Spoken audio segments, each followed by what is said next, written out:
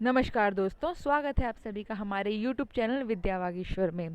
दोस्तों, इस नई वीडियो में हम लेकर आए हैं कक्षा 7 की पुस्तक हमारा राजस्थान भाग 2।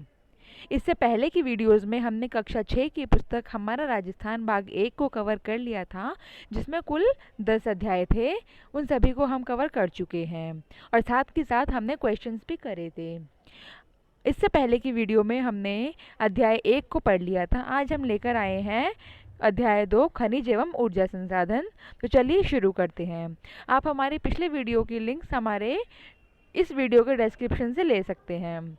तो पहले हम इस अध्याय को एक रीड करेंगे और इसमें जो इम्पॉर्टेंट क्वेश्चंस बन सकते हैं उसको अंडरलाइन करके फिर लर्न कर लेंगे और उसको समझ लेंगे।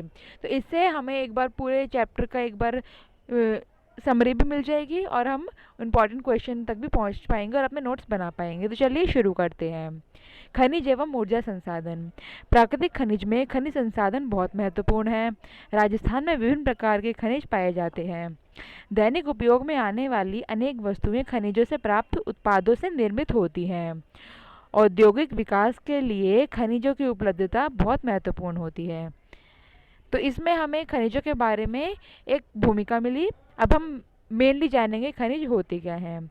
खनिज एक निश्चित रासायनिक संगठन वाले भौतिक पदार्थ होते हैं। तो जिनका रासायनिक संगठक होता है, ऐसे भौतिक पदार्थ खनिज कहलाते हैं, जिन्हें खान से खोद कर निकाला जाता है, जैसे कि सीसा, जस्ता, चूना, पत्थर, अभ्रक, कोयला, तांबा, लोहा, खनिज तेल आदि। ये सभी खनिजों के प्रकार हैं। अब हम पढ़ेंगे खनिजों के प्रकार के बारे में। खनिज मुख्य रूप से 3 प्रकार के होते हैं: धात्विक खनिज, अधात्विक खनिज और ऊर्जा खनिज। धात्विक खनिज, जिन खनिजों में धातु की मात्रा पाई जाती है उन्हें धात्विक खनिज कहते हैं। इन खनिजों को गलाकर नवीन उत्पाद प्राप्त किए जा सकते हैं। ये कठोर होते हैं और इनमें चमक होती है। तो मुख्य परिभाषा हम ऐसे निकाल सकते हैं कि जिन खनिजों को हम गलाकर नवीन पदार्थ में परिवर्तित कर दें वो धात्विक खनिज होते हैं। और अधात्विक खनिज, जिनमें धातु की मात्रा नहीं होती है और ये प्राकृतिक से जैसे मिलते हैं इनका वैसे ही प्रयोग किया जा सकता है, इनमें बदलाव नहीं किया जा सकता। जैसे कि एक उदाहरण ले, नमक।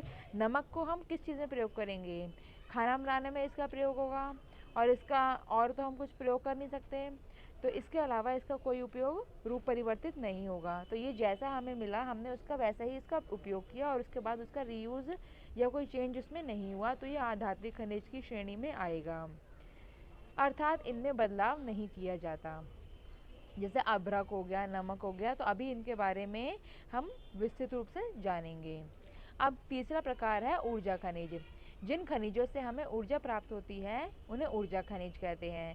जैसे कि पेट्रोलियम, कोयला, प्राकृतिक गैस, ये सभी ऊर्जा खनिज के अंतर्गत आते हैं। तो हमें याद रखना है, बुक में बताया है खनिज 3 प्रकार के होते हैं: धात्विक, अधात्विक और ऊर्जा। हमें बस बुक के बताए हुए अनुसार ही चलना है, चाहे इसमें किसी भी प्रकार का फैक्ट हो, यही हमारे लिए याद करने योग्य है। तो इसमें 3 ही चीज़ें: धात्विक खनिज, अधात्विक खनिज और ऊर्जा खनिज। धात्विक, जिसमें धातु होती है, ये नवीन उत्पाद भी इसमें से बनाए जा सकते हैं और ये कठोर और चमक वाले होते हैं। अधात्विक, इनका दोबारा से कोई परिवर्तन नहीं हो सकता, जैसे मिलते हैं वैसे ही प्रयोग में लाए जाते हैं। ऊर्जा खनिज, मतलब जिनसे हमें ऊर्जा मिलती है। चलिए इनके बारे में और उदाहरण समझते हैं।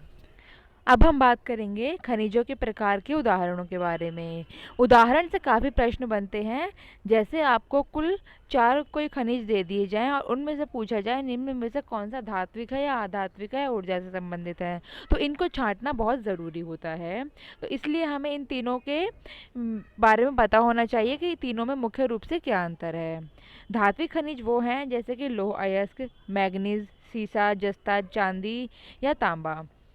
इसे हम परिवर्तित कर सकते हैं, इसको नवीन रूप में परिवर्तित कर सकते हैं। कठोर होते हैं और चमक वाले होते हैं, ये धात्विक है। अधात्विक, जिन्हें हम जैसा भी मिलते हैं उसी रूप में प्रयोग करते हैं, जैसे चूना पत्थर, जिप्सम, संगमरमर, अभ्रक, रॉक फास्फेट, घिया पत्थर, नमक, बलुआ पत्थर, ये सभी अधात्विक खनिज है। तो हमें इनकी विशेषताओं के आधार पर इनको याद रखना है, नहीं तो हमारे पास बहुत सारी इन्फॉर्मेशन हो जाएगी जो याद नहीं रहेगी।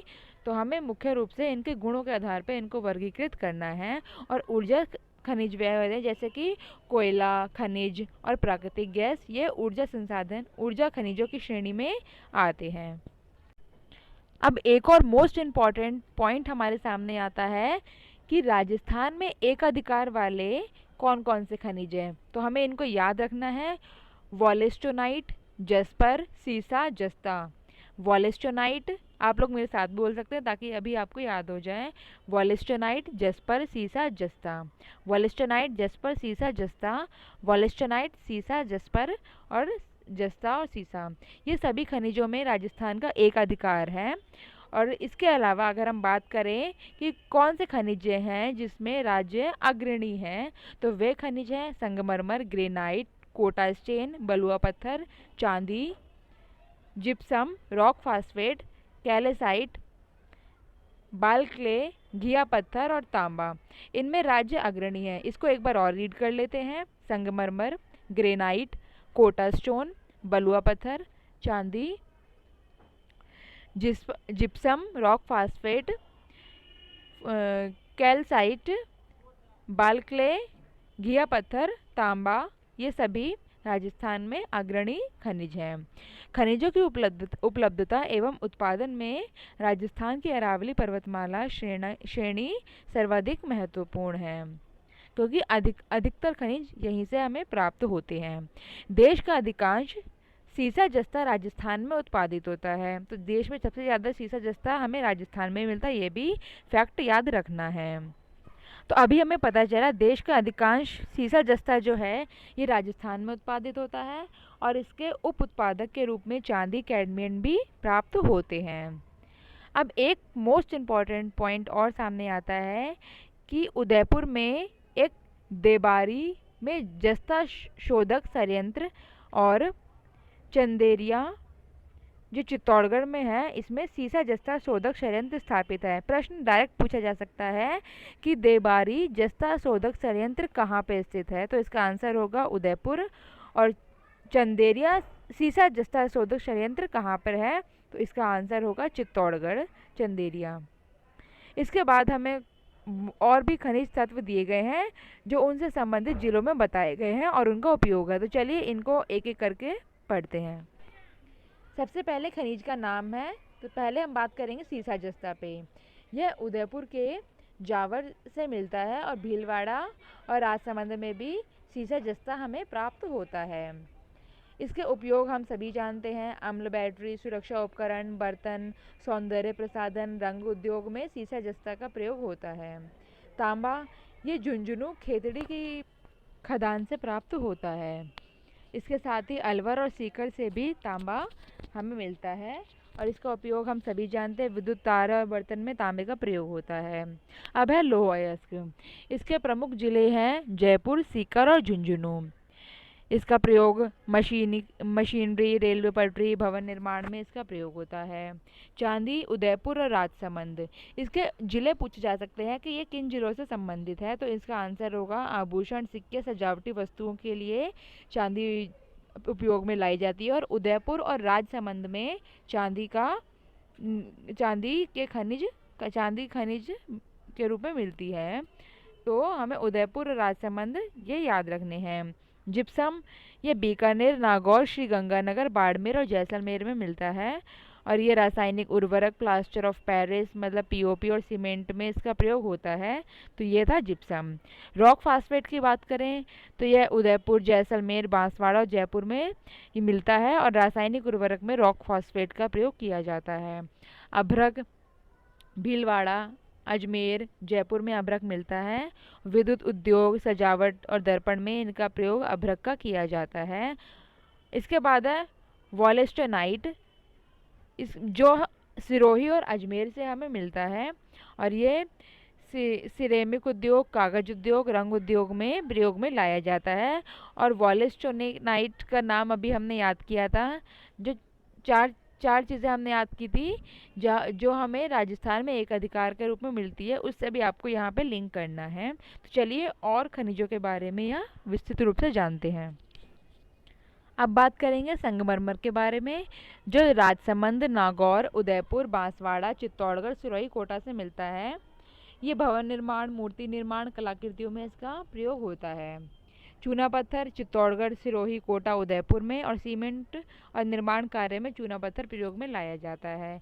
ग्रेनाइट जालौर, जैसलमेर, पाली और सिरोही में मिलता है, और भवन निर्माण और मूर्ति निर्माण में ग्रेनाइट का प्रयोग किया जाता है। तो इस तालिका के माध्यम से हमने जाना कि राजस्थान में कौन कौन से मुख्य खनिज मिलते हैं और उनसे संबंधित जिले कौन से हैं जहाँ वे जिन खदानों में वे पाए जाते हैं और उनका उपयोग किन जगहों पे किया जाता है। अब हम एक मैप के माध्यम से ये समझेंगे कि किस जिले में कौन सा खनिज पाया जाता है। तो चलिए उस मैप को देखते हैं। राजस्थान प्रमुख खनिजों का वितरण। इस नक्शे में हमें राजस्थान के कुछ जिले दिखाए गए हैं जिसमें उनसे संबंधित खनिजों को भी दर्शाया गया है। यहाँ संकेत दिए हुए हैं, जैसे कि ट्रायंगल का साइन जो है ये तांबा के लिए है, ये षटकोण का साइन ग्रेनाइट, सर्कल का जिप्सम के लिए, स्टार लोह अयस्क के लिए, और इस प्रकार आप इसे देख सकते हैं। तो आप इसका स्क्रीनशॉट लेके और वीडियो को पॉज करके इसको ध्यान से देख सकते हैं, जो आपको जो इससे पहले हमने तालिका पढ़ी थी उसको समझने में बहुत सहायता करेगा। मिलते हैं नेक्स्ट वीडियो में इस चैप्टर के सेकंड पार्ट के साथ।